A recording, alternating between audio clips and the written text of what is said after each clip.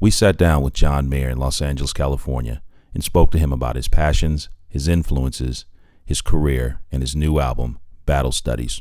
As a guitar player, I'm really lucky because I went through a lot of different phases in my life and picked up a lot inside of those phases based on where I wanted to be at the time. And I was lucky enough to not have the internet. I was lucky enough to not have distraction, and spent a lot of time in my room playing blues music, really getting the definition of the notes and bending of the strings, you know. So I spent a lot of time expressing myself in that way, but I hadn't written songs. And then I started getting into songwriting, and that was a whole new chapter, whole different sort of a craft, you know. Blues music was always just this sort of shapeless expression you could keep making for hours and hours, and then, you know, the craft of songwriting is in a lot of ways the exact opposite of improvising blues music. And so that quest to band the two together has been sort of ongoing in my life. So I'm really lucky to have a skill set. I think if I had come out of the bedroom raring to be a pop star, I probably wouldn't have spent as much time as I did studying the quality of being a guitar player as just a guitar player, which is why now I feel really great about playing guitar on other people's records and not singing. I feel like I'm being called up to get really deep in on just one element of what I do. But really what I do professionally is take all those elements and put them together into these quote-unquote John Mayer records. That's really what my main sort of calling is as an artist. But if you reassemble or rearrange any of those facets in a different order, then you have different music. If you take some of the songwriting out and devote that energy to the guitar playing, then you have John Mayer Trio. I was really lucky because I had the best of both worlds. I was able to put together a musical understanding. I was able to spend 6 hours a day really online, being online with music and CDs and records and really special moments that lasted for hours and hours and hours and hours. And then when I got to a point where it was time to perform my music for other people, there's this thing called the internet that comes through, which is like this beautiful distribution system.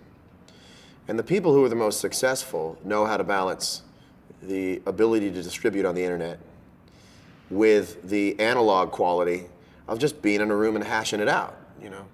So I was really, really lucky in that sense too, that when my first album came out, there was also this thing called Napster, which everybody saw as a dirty word, but I saw it as a way to create this throughway to people's passions or what people wanted to hear. And for a moment, people got really excited about finding music.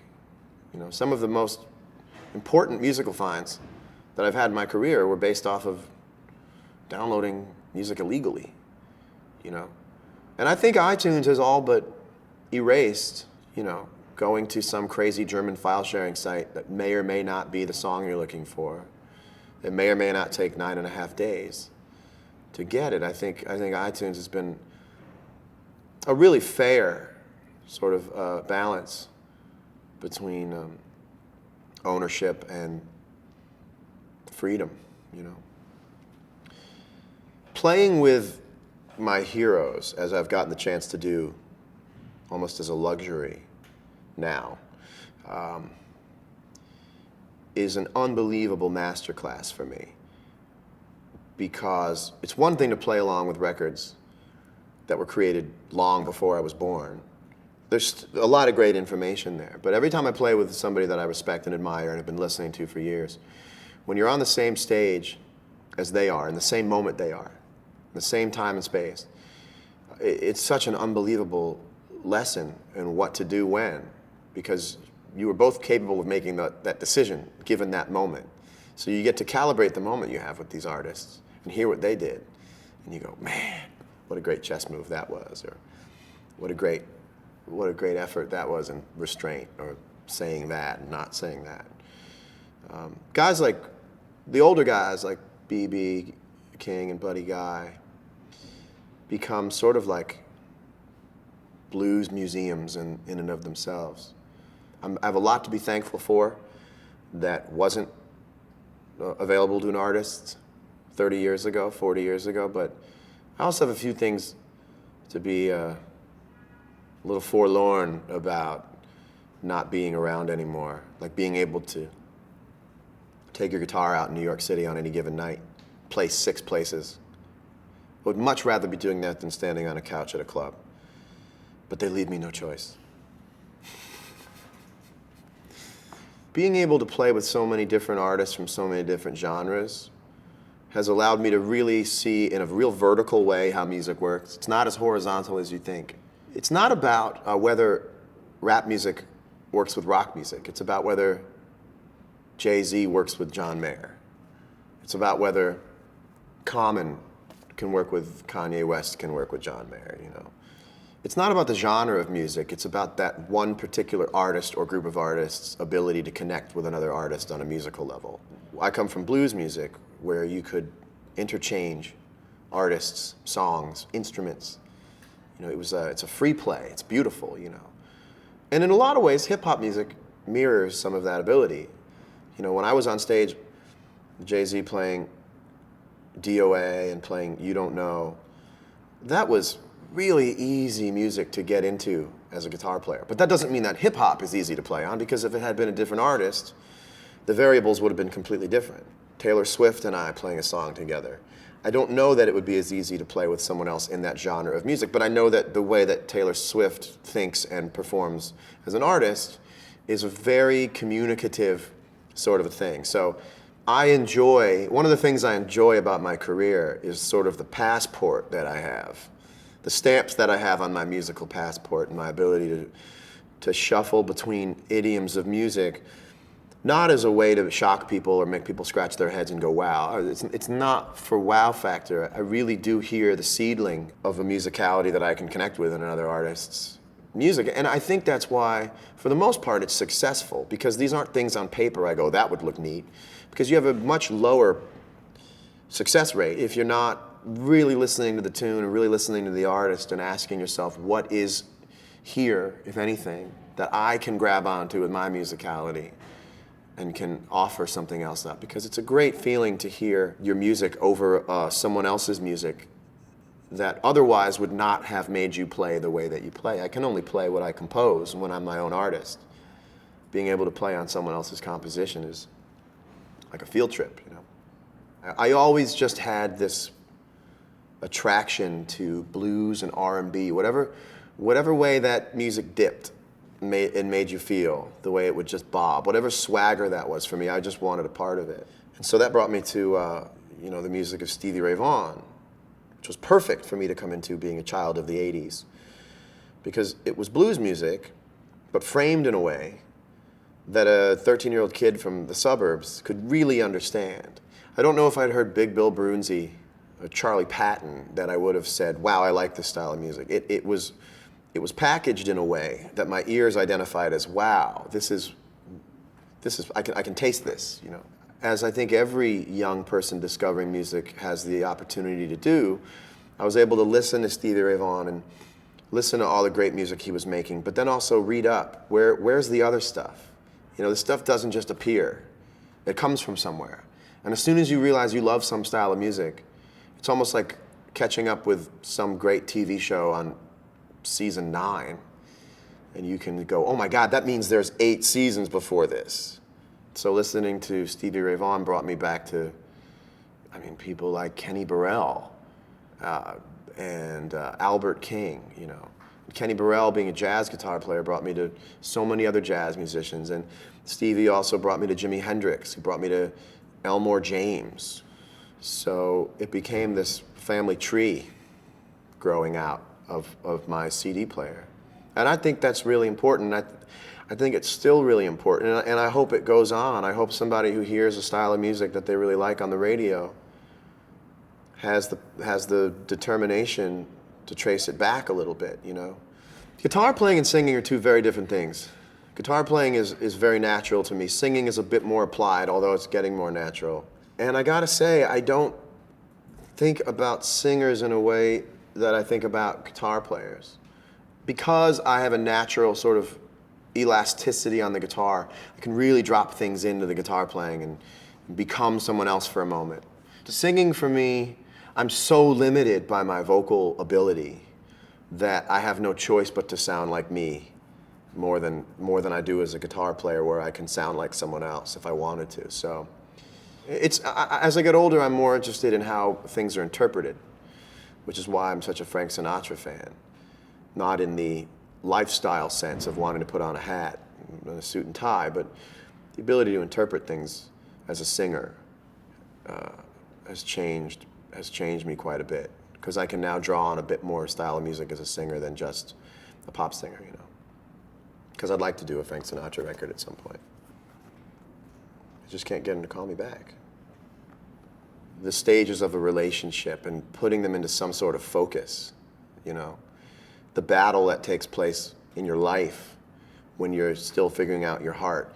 Those final battles in life where you decide who you're going to be based on your inability to do that same mistake again, or your inability to go through that process again, which brings you to the next stage of your life. So Battle Studies is the last of the heartbreak records before I write songs about being happy and my career really tanks, because nobody wants to hear that. Everything changed when I found you. People don't want to hear that. I seem to make records that sound like mixtapes because I don't like the idea of two songs rubbing up against each other. My favorite records are sort of greatest hits albums in the record, you know? And that's not to say that, like, I think I have a record full of radio hits, but a hit song to me, as I think of it, is a song that the lyrical idea feels great and goes perfectly with the sonic recording, which goes great with the groove. When the message comes together, that's really important to me. That's what makes a hit to me. And so it really is a broad album, but every song, I think, just hits a sweet spot. As soon as you hear from the first 30 seconds, I think there's this moment with people where they go, I don't know the words yet, and I will, but I just know that I like this. And I think that's the best relationship you can have with a record, when you get it and you go, oh, this is gonna be fun. You know, so it's hitting your animal brain first. You know, I don't need to be that heady in my music career. I know how to be, but I'd much rather play something where you go like this, whoop, and someone goes, oh, yeah. You know when the shower is like almost too hot to take? That sweet spot right there, where you want to put the song on and just get that little shiver and go like, that's what I'm talking, yeah. And sometimes that means being really accessible. You know, and sometimes that just means going phone, phone, phone, phone, phone. That sort of seems to be my inner cadence. That's about as fast as I get, you know. I think I like messaged her on Twitter. I think I said, just sent her a direct message saying, I have this song. I think you're the one for it. And I don't normally do that. It took me 4 records to get to a song where I said, wow, this could really mean something with, and maybe it took someone like Taylor coming around to really make that an organic process instead of an arranged marriage of a duo. And so I called out to her, and she agreed to do it. Came into the studio. One of the best work ethics I've ever seen on somebody. Some people, you get 2, 3 tries of asking them to do it again before they sort of disengage. She was a tank. I got to a point of comfort with her. I went, wow, this girl's gonna stay. This girl's gonna stay till it's done, which is the greatest and sadly the rarest thing when you're getting people, you know, racing the martini. You know, you can feel someone's just trying to get out.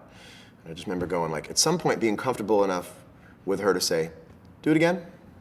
Instead of, that's good, that's good. No, that's good, without having to coddle. She sort of made it clear through her behavior, like, let's just get this thing. However long it takes, you got me. And that, of course, opened up the experience into being great. And I'm learning in my career now, when you let there be an experience, when you let something go its own way and flow, you get tenfold back instead of micromanaging everything, you know. There's a cover of Crossroads on the album, and the way it came about was, it was always in my mind. I was always very well aware of the song, but it had been really covered to the point of not having grooves on it anymore.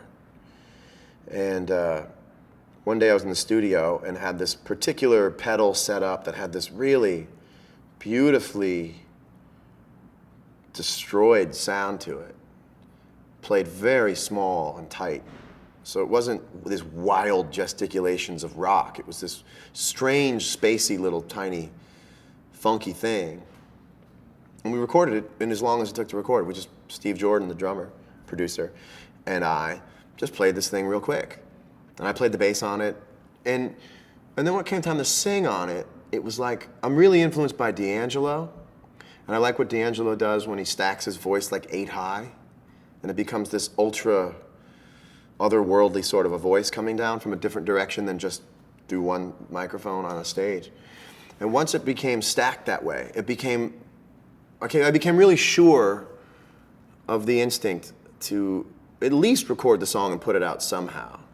Because for whatever reason, I had found one more space in that tune that I could move it to. And now it's sort of a freaky little hip-hop, funk, blues crossroads that I really hope I'm not cursed by now that you bring it up. I won't be cursed by it. I won't be cursed. I'm too self-cursing. I'm on Fire is one of my favorite Bruce Springsteen songs.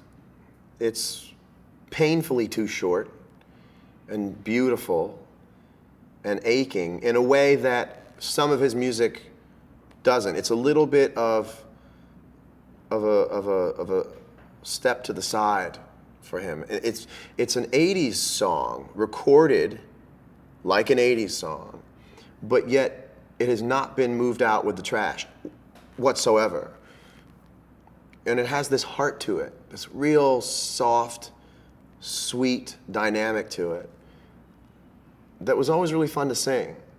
And I don't even really know, I mean, what would you call the style of music of that song? I mean, it's an old rock song. It's almost like an Everly Brothers tune or something, but done so beautifully. There's nothing else like it, really, you know? The way it's written is so economical and beautiful. And so, you know, I latched onto it and played it live a couple times. And I just thought, you know what, let's go and sing this once or twice. I think we played it twice. And it's just a beautiful, I mean, it's almost an Elvis song. Hey, little girl, is your daddy home? Did he go early? It's beautiful. It's beautiful. And you know, I'm treading on sacred ground covering a Springsteen tune. But it's just that Springsteen tune that happens to overlap a little bit of how I tick and what I'm able to do as a singer, which is not as much as he is as a singer. But, you know, I can't do Glory Days or Thunder Road, but something about the melodic aspect of it was really easy to latch onto, and it's still one of my favorite songs of all time. All We Ever Do Is Say Goodbye is a special song because it is the most honest song I've ever written. Almost so honest that it breaks the fourth wall and goes, look, I know I'm singing a song right now, and I know I'm a songwriter, but I really have to get this out. It almost has that quality of like, time out. I really have to sing this one. All We Ever Do Is Say Goodbye, I feel very proud of.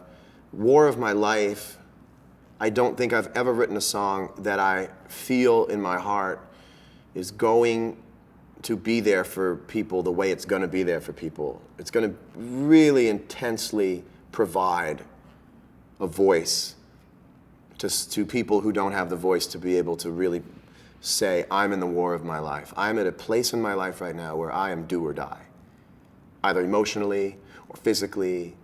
You know, I mean, I'm very careful with that song right now. I just want that to be people's. You know, I hope that one just goes straight into people's hearts and it doesn't live in the same commercial aspect as some of the other songs. It's like really to the gut, you know. And I think people are in the war of their lives right now in a lot of different ways. I've stayed pretty true to whatever my instincts are as an artist, sometimes for worse at first, because I think when you do something that's out of the norm, you have to keep doing it for a little while to make it your own norm. So it's an exciting idea to me that I could be putting a record out and being able to be my own person, to not have to think about what I can't say or can't do because I don't want to lose people's understanding of what I do as a convention, you know. So I'm really excited about the idea of people going, oh no, that's him. That's him, you know. And one of the things I love doing is, you know, design, you know, designing. I don't design that much, but I really enjoy designing album artwork. I just really, after all the hundreds and hundreds of hours of making the record, down to the minutia of the smallest particle of making a record, to me, it's the payoff to decide what you want the cover to look like. And everybody knows what they want things to look like. It's just their ability to express it. And so, because I have a little bit of ability on the computer and a little bit of acumen in the Photoshop and Illustrator and fonts and typeset and all these things, it's an amazing in-house experience where literally, you know, and figuratively, I can sit up in bed all night, take the photos from the photo shoot, and just begin working with them. You know, I don't have to give them to someone else to work with. And that's been really, really great. So when you hold battle studies, or when you see battle studies, everything from the lyrics to the music to the production to the choice of guitar I'm playing on a solo or on a song, to this track sequencing, to the title, to the photograph, to the typeset, to the colors, you have this completely uncompromised piece of art. I try to make records that become companions, reference material, you know, something you could throw and go into your suitcase and make a weekend out of it, you know, like the best music transcends your playlist or your CD and moves into a different place in your life where it just becomes your companion. You can take it places, you can play it places. It becomes this storage unit for your memories, you know. And I hope Battle Studies is that for people. I hope it's another collection of songs you could take on a road trip. You could play in your house after coming back from going out, clean your house to it, and it does something a little bit more than just makes you sing along. It hopefully places you somewhere in your life in a time that you'll always remember thanks to this record, you know. Like Who Says sounds better at 1 o'clock in the morning on a Saturday than it does at 1 o'clock in the afternoon, or maybe different. Maybe Who Says is a whole different experience when you're driving to Las Vegas in the afternoon than it is when you get back in your hotel room that evening, you know. So that's what I want to do more than be a major label recording artist in the way that people think of it. I hope when you're done listening to the record that you feel like you know me, because you do. You'd know me better than if I sat down and talked to you for 45 minutes, you know.